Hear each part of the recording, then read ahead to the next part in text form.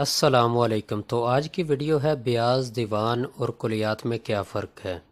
تو سب سے پہلے دیکھتے ہیں بیاض کسے کہتے ہیں۔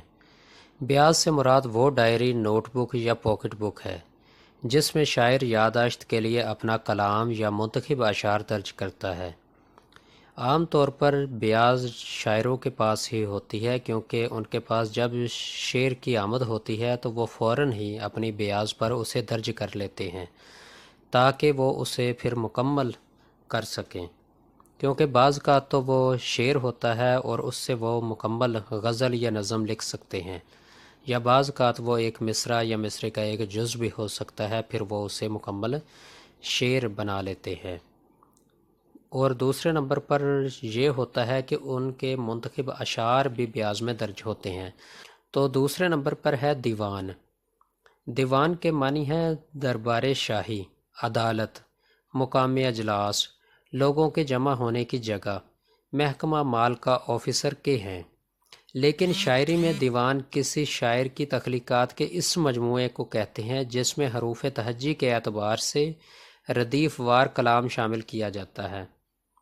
اشاعت سے پہلے جو چیز بیاض ہے، اشاعت کے بعد وہی چیز دیوان کہلاتی ہے۔ دیوان کی جمع دواوین ہے۔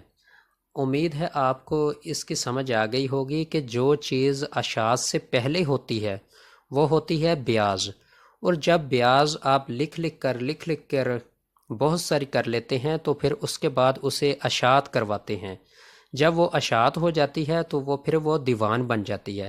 لیکن اس کے اندر ایک اور ضروری چیز ہے، وہ یہ ہے کہ اس کو حروف تہجی کے اعتبار کے ساتھ ترتیب دیا جاتا ہے، یعنی حروف تہجی کے اعتبار سے ردیف وار کلام شامل کیا جاتا ہے، تو پھر اس کو اشاعت کی جاتی ہے اس کی، تو پھر اسے کہتے ہیں دیوان۔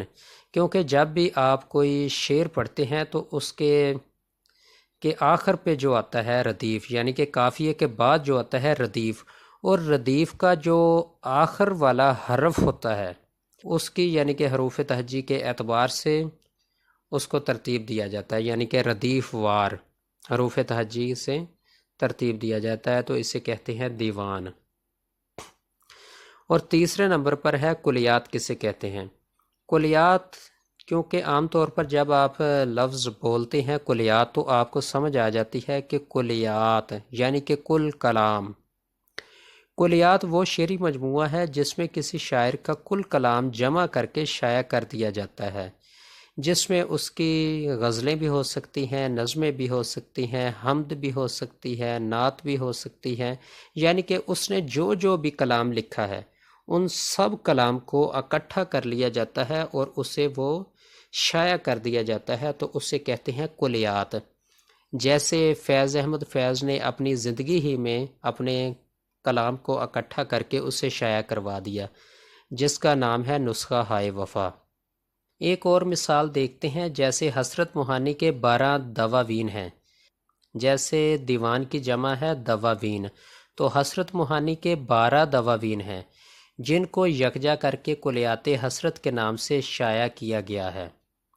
تو امید ہے آپ کو ان تینوں کی سمجھ آ چکی ہوگی، کیونکہ سب سے پہلے ہے بیاض، جو بالکل بیسک سطح پہ آپ کے پاس جو ڈائری ہوتی ہے، جو کتاب ہوتی ہے یا پاکٹ بک ہمیشہ آپ اپنے ساتھ رکھتے ہیں کہ جب بھی کسی بھی شعر کی آمد ہوگی تو آپ اسے فوراً اس پر لکھ لیں گے۔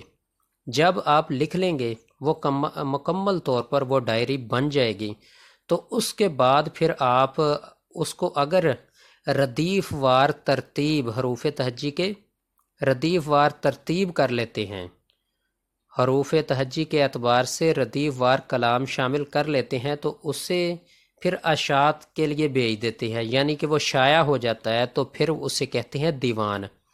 اور جب دیوان، کافی سارے دیوان لکھ لیتے ہیں شاعر، تو پھر اس کو اکٹھا کر لیا جاتا ہے، تمام کلام کو اکٹھا کر لیا جاتا ہے، کل کلام کو اکٹھا کر لیا جاتا ہے اسی شاعر کے، تو اس کو کہتے ہیں کلیات۔ امید ہے آپ نے آج کی ویڈیو سے خوب استفادہ کیا ہوگا اور آپ یہ جان چکے ہوں گے کہ بیاض، دیوان اور کلیات میں کیا فرق ہے۔ تو آج کے لیے اتنا ہی، ملیں گے ایک نئی ویڈیو کے ساتھ۔ اگر آپ کو ہماری یہ کاوش پسند آئے تو لائک، کمنٹ، شیئر اور سبسکرائب ضرور کریں، ساتھ بیل کو بھی دبا لیں تاکہ ہر نئی آنے والی ویڈیو کا نوٹیفیکیشن آپ کو مل سکے۔ شکریہ۔